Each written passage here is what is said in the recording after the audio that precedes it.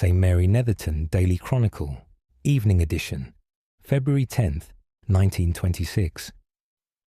Good evening, dear listeners. Edmund Pruitt, addressing you as the village clock strikes 6 on this Wednesday, which has delivered developments both practical and sentimental, to round out a midweek day of considerable character. The day unfolded beneath the high cloud Mr. Higgins anticipated, with the brighter intervals arriving as promised during the early afternoon, and the temperatures holding mild enough that several residents conducted their errands without gloves, creating what Mrs. Pemberton describes as one of those February afternoons when the light seems to linger a fraction longer than expected, and the snowdrops along the border stand a little straighter, as though they too have noticed. Mrs. Barnes's leghorn hen produced its afternoon egg at 20 minutes past 2, maintaining what Dr. Peterson characterizes as the steady midweek form of a bird, whose February contributions now number with a consistency that any village institution might envy, reflecting both constitutional vigor and the evident benefit of settled routine.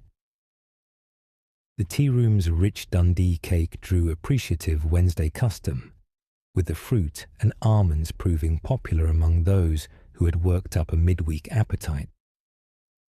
Watson spent the afternoon stationed atop the stack of folded tablecloths, awaiting tomorrow's laundry collection, his added height granting him a vantage over the counter that Mrs. Hartley concedes she had not intended to provide, but found difficult to revoke once claimed.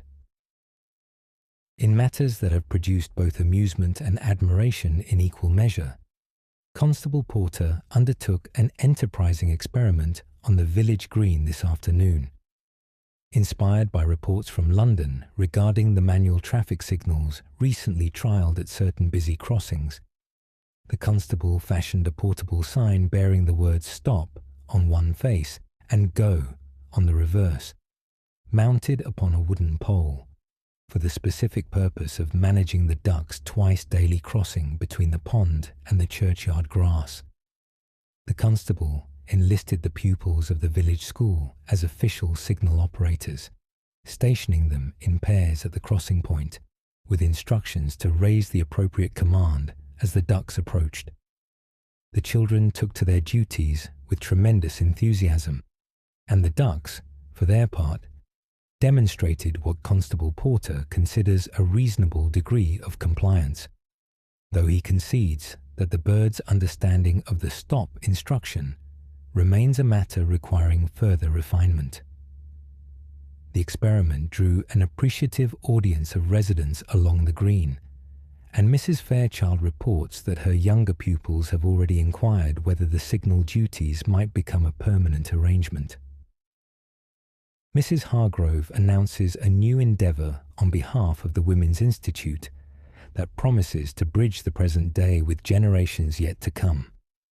The Institute invites all residents of St. Mary Netherton to contribute a small personal item to a collection that will be sealed inside a tin box and buried beneath the young oak sapling recently planted at the eastern corner of the village green.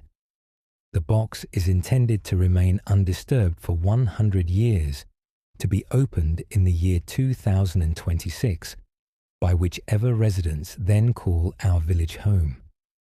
All are welcome to contribute whatever token they feel might convey something of our present life to those distant inheritors.